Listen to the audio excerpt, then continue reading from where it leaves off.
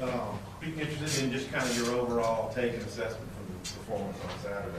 Well, first thing I'd say is that was a very good offensive football team we played.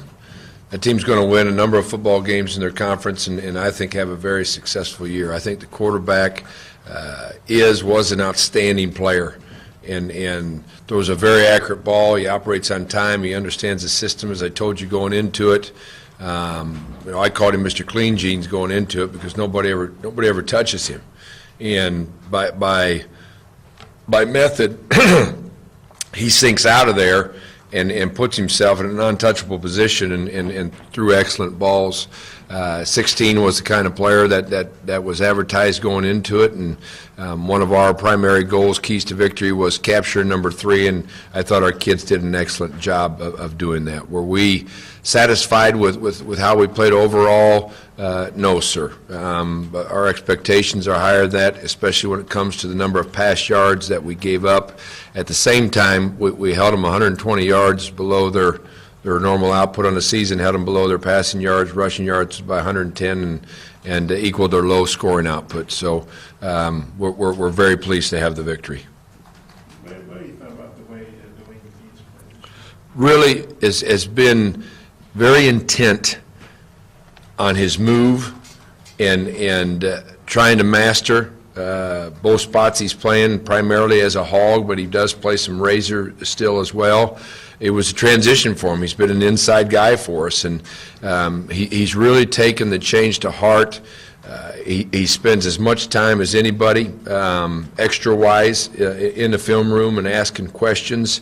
He has to make up for a lack of practice on Tuesday because he's in class, and he leaves us about a third of the way through practice. And he's quite often, his car's still here at 10 o'clock at night on that night as he comes up, tries to make up for what he missed physically by seeing it mentally and getting that film work. He's playing at a high level in both effort and execution, and was awarded MVP because of that level of play. Saturday's game. The South Carolina offense has had to kind of improve from the loss of Deebo Samuel. What have you seen in how they've changed in the last couple of games? Well, I think they're taking advantage of all resources that they have, and that begins with the quarterback. Quarterback's a good player. He's a heady player. He's a coach's son. He understands the game very thoroughly. He understands their offense very thoroughly, and he's the guy they lean on. He's a tough guy. He's not afraid to run it. If you give him space, he's going to run it, and he's going to drop his shoulder. He's not going to slide to the ground, and he's going to gain the extra yard if it's available to him. At the same time, if he sees a receiver that's wide open, he's going to let it fly in a scramble situation, and got a big touchdown out of that because of it. They play a number of running backs, and I think getting the running game going with the loss of the receiver is something that they're working hard to get accomplished, and they got quality backs that are able to do that. They're big, thick backs that run downhill and are going to force you to be physical as defenders when you have to tackle them. I think the the tight end is the most targeted tight end that we've faced thus far. He's a guy that is a vital part of the offense, and he's going to be involved in it.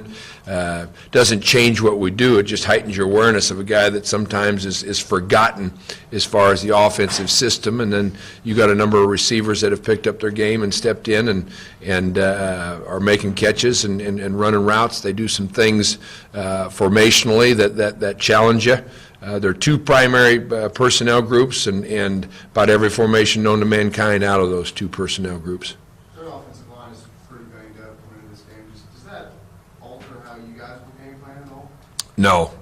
We have to defend their offense and the 11 guys that they put out there in the field, and changing to accommodate that or adjust to that is not something that we'll do. What about what David Williams having played there? Is there anything you can get from him about tendencies or specific things of guys on their offense because he's so close with them? Oh, I think there's insight that a player can always provide, physically about kids, but as far as a system or what they're trying to accomplish, no. But you can get an idea on guys, what their strengths are and what their weaknesses are potentially. Off of Grant Morgan's performance yesterday as a big play, you feel pretty comfortable substituting him in any situation. At both spots as well. Yeah, I mean, he could go in any situation on the field, any down and distance, and play either the Mike or the Will position as he takes the field. I think that play was spectacular. I think he read it well. I think his effort was outstanding, and the layout it's a play that we showed the defense and talked about. This is why football is a game of inches, because this is the kind of play that makes a difference in the outcome of a football game. I don't think the last play of the game when he tackled number 3 in the open field was any less spectacular. That was a great tackle against a very skilled offensive player, and for Grant to break down and make that play in the open space like he was, I think that was a great play as well. So his reps will continue to increase. He's was nursing a little bit of an injury here a couple games ago. He's past that and back to 100%, and I think his reps will do nothing but increase as the year goes along. Brett was touting his eyes on the pick play. Mm-hmm. Where did the back come from, and what did he see that he dropped back into that spot? Well, the back came strong, so it was a balanced set, and the back came strong to Scooter's side, and Scooter was actually in good position running with him. They had run, we refer to that route as a pipe route, back running right up the pipe to the strong side of the formation, and they'd run it one time primarily against Arizona State in the opener of the season. We saw it about 4 or 5 over the course of the game, and our kids actually did a really nice job of staying with it throughout the game. But Scooter was in good shape, and as a balanced linebacker, Grant was also flowing that way, and when he saw the route and saw the quarterback get locked on it, he just took off at an exceptional angle to be in position to help out. You guys, I guess, played a couple of new freshmen, or I guess young not freshmen, a couple of new guys on the special teams. Brett was talking about Brennan Young. I got him name, who that guy was. What's his deal? What are you talking about? Well, Brendan wasn't even with us in the 105 as far as training camp goes, and he's a walk-on on our roster that was a transfer a year ago and was ineligible because of that. He's a guy that is a very smart player and limited reps in spring ball. When he got his chance to go on, he impressed me immediately with doing things right. As opposed to going out there and making a mistake 1 out of every 3 plays. He was where he was supposed to be, and he plays hard. He's done the same thing in impressing the offensive coaches on the scout team by giving exceptional effort and giving them the looks that they need on a consistent basis. And with that, he jumped out to the coaching staff enough to be brought up and put in a position where he could compete and see if he could help our football team, and that's exactly what he did. Well, Brett says Montero Brown is kind of developing maybe as a special teams player. What have you seen from him? He's a late arrival. Yeah. He's a talented late arrival is what we've seen out of him. He's got length that you want in the safety position. He really runs. He goes and he plays downhill, and there's not much hesitation when he does it. He's aggressive. He's an ideal special teams performer because of that, and I think given the opportunity and Coach giving him the green light, he could be in the same situation as well. Now that you've seen it on film, what happened with they had a long touchdown pass where it looked like Liddell was in great position to make a play on the ball and just kind of did. What exactly happened there? Depth perception. One of the things that you often have to remind secondary players and all defenders, truthfully, is that the ball is not being thrown to them.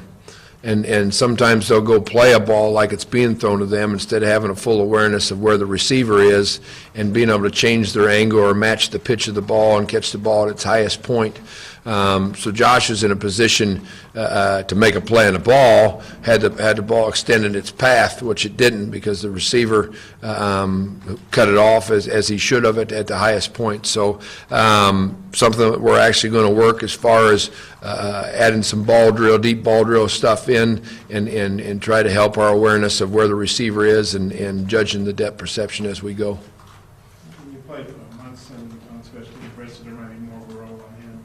Yeah, I think Derek is a very aggressive player, and he does things fast and he does things violently. I think that showed up on Saturday in his execution of the special teams assignments that he was asked to go out there and accomplish. I think looking forward, defensively speaking, of what he adds to our defense, what he adds to certain packages is something that we're taking a look at. You said that because of scheme and the teams you played, there hadn't been a lot of opportunities for sacks. But South Carolina maybe is a more traditional offense. Would that possibility exist? I think that's accurate, and I'd hope that opportunity would exist. But getting back to a team that's in 11 and 12 personnel and has a few more people around the ball and maybe doesn't run the quarterback as much as some other folks, I think puts you in position maybe to make some calls to go after the quarterback. You know, we were pleased with the 2 sacks that we got against the kid Saturday and the number of hits we got on him additionally, which is by far more than anybody that they'd played against this year. Muschamp was talking about how A&M really made them one-dimensional, and they really couldn't run the ball much at all, and maybe their offensive line would get healthier. Kind of what's your take on your ability to maybe do something like that? Well, I think anytime you can stop the run, you got a chance to play great defense, and you know, we got that accomplished in Saturday's game against New Mexico State, and it will be the goal this week, and always an objective of ours. And if you can get that done and force a team into a passing game, then it allows you to make some calls that are a little bit more favorable in those situations. Will we have an opportunity to do that? Can we go out there and execute that? We believe we can, but we need a good week of preparation to put us in a position to do that. Doug Martin was really complimentary of your linebackers. Mhm. And he's improved there. What do you see from that group as a whole? Well, I think they are improving, and I think Scooter Harris, as I've said, is just going to get better and better every week as he gains more knowledge. You can only teach the playbook so much and put so many things on the board. You get a lot more education when you're out there on the field and doing it full speed against somebody else that knows how to attack you and is working hard to attack you. And I think he's earning that education right now. Dre Greenlaw, you know, I think his being behind on repetitions has shown through the first 4 games of the season. He missed all spring ball and a good deal of training camp, and I think he's still learning lessons as well. And so there's still upside and a high ceiling for Dre when it comes to that. And Grant Morgan, we've already talked about what he brings to us and what he adds, and the ability to play both spots. I think the guys they're playing well, and I think they got more to give. So do you have fun with Brett doing the hokey deal? Yeah, I think anytime you're doing something in victory, it's always fun. And he added a new twist to the kids, and the kids enjoyed it and picked up on it, and had a lot of fun with it. It was fun to see them laughing and carrying on. You look at Bentley, you know, he was supposed to be a high school senior last year, and then they were going to redshirt him. And so he's still a pretty young guy. I mean, does he look like a guy that's, you know, that young? No, he looks like a seasoned player who's been there, and I think he enrolled early, if I'm not mistaken. So I mean, he's got some time under his belt there, and you know, growing up in a film room, if you will, with a dad as a coach, I think it shows. Okay, thanks everybody. Thanks, Coach. Thank you.